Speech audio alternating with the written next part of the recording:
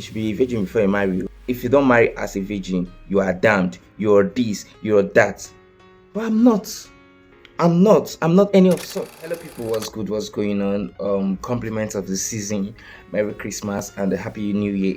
I've been away for a while and a lot of things have happened in this short period. What I'm about to talk on today is something I've been meaning to talk about for a while now, but because I've been up and down here and there, I've not been able to do this. This is something I've been meaning to do for about 3 or 4 weeks ago.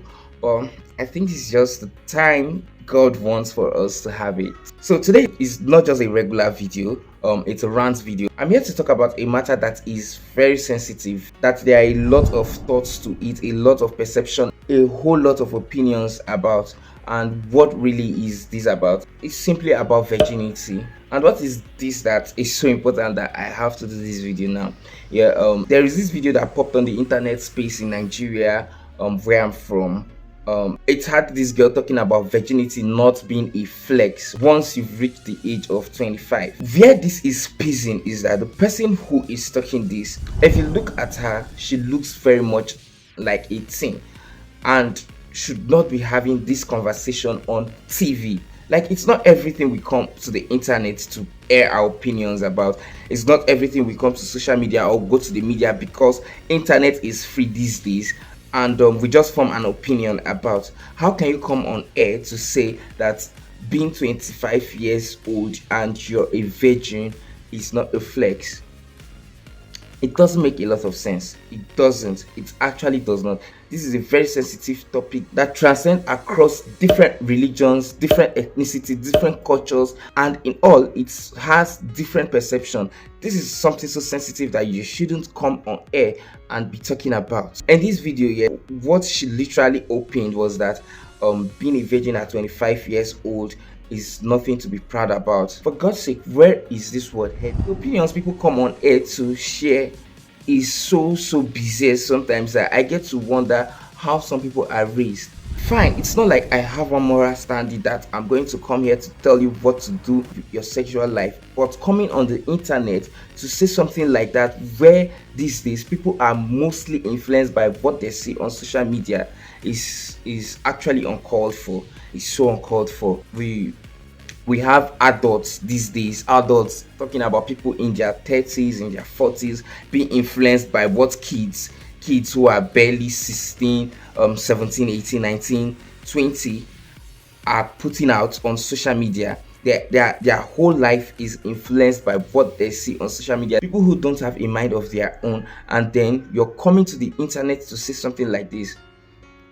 Being a virgin or not being a virgin is actually a responsibility that is supposed to be left for you as an individual. Nobody has the right to try to put to other people what they're going to do with their sexuality. Some people take things they see on the internet and just live with it without thinking through it. So it's best topics like this are left untalked about, or probably are left or opened for free conversations.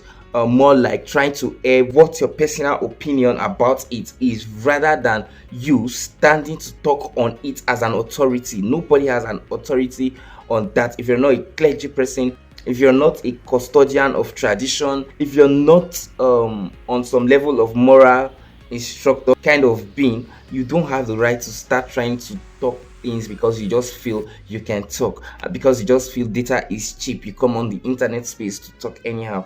Don't do that. Society at large may see that there is no inherent or important value attached to being a virgin. However, this is because virginity is a social construct and its perceived value varies greatly across different cultures, different communities, different religions, just like I earlier said, and others may attach no value to it. So don't come to the internet space to try to suggest what people will do with that aspect of their lives.